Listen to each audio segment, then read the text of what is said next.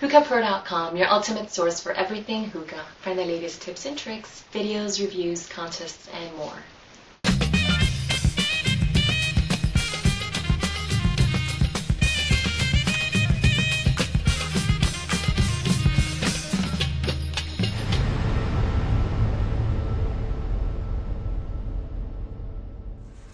Alright, this is Madwolf here, and today I am doing a review on what I refer to as the PuNk engine.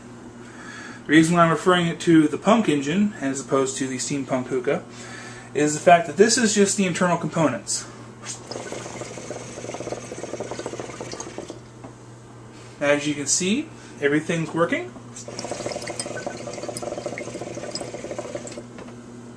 All 4 cylinders are full of smoke. Sorry for the pauses, I'm trying to smoke and talk at the same time. But all of them are hitting. And as you can see, I have a standard Egyptian bowl, I have 2 coals, I'm smoking El Hanoi apricot.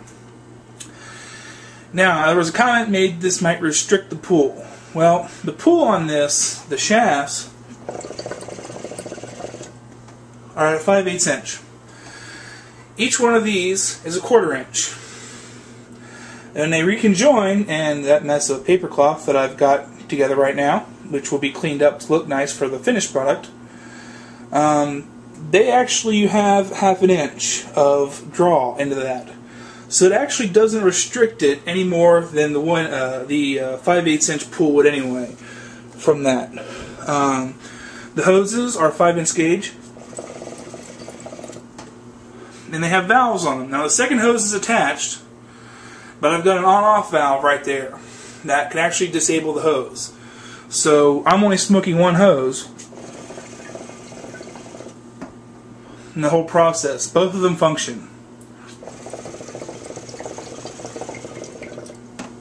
So the draw really isn't restricted any more than it would be if it was 5/8 the whole way through.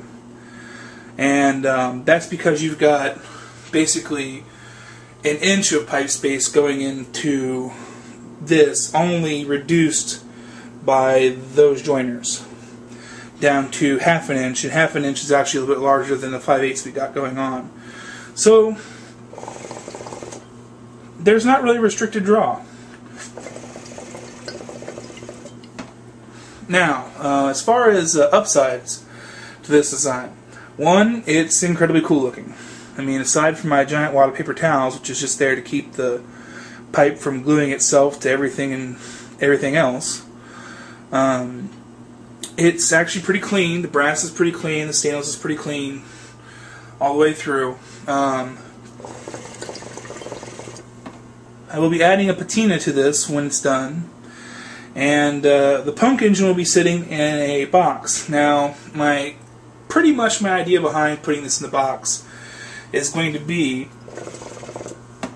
I'm going to put it like a travel kit, like an old-timey medicine travel kit, and I'm going to be having some advertisements in the self-contained box for this whole thing that will say things like, you know, from the wonders of the Ottoman Empire, brought to you from Austria-Hungary, the new, you know, relaxing medicine machine, you know, that takes a simple plant such as, you know, tobacco and turns it into a wonderful heal, something like that.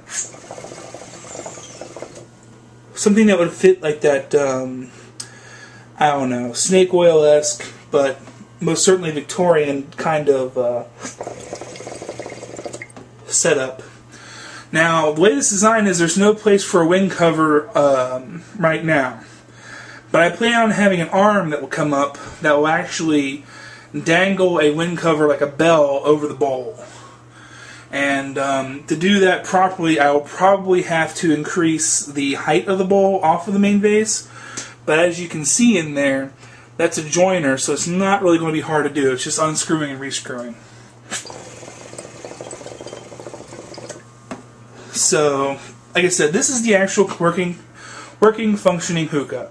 It actually draws really well. Like I said, I'm smoking El Hanoi apricot. It's one of my favorites. That is cheap, so I didn't feel bad if it didn't work. but it works really well. Now I can't really blow clouds in front of the camera. I'm trying to. One thing it does do is it really does filter the taste. So what would normally be a pretty strong tobacco has kind of the edge taken off of it.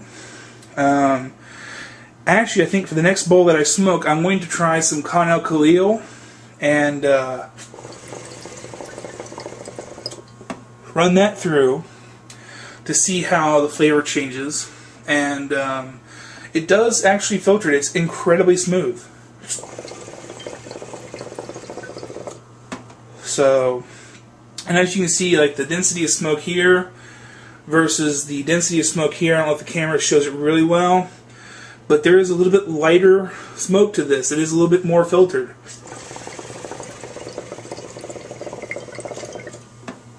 Brought to you by all these little guys down here. So, essentially, the smoke's getting filtered 1, and then 2, and then 3 times.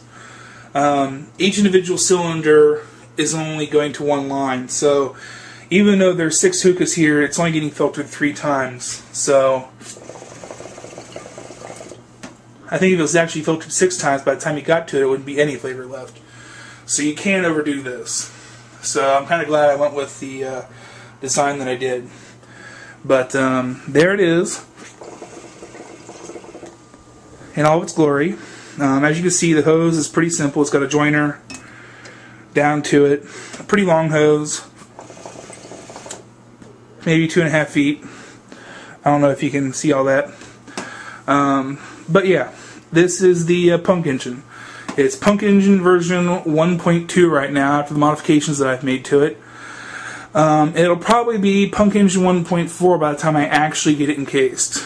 So, for right now, I consider this a valid entry, seeing as a functioning working hookah.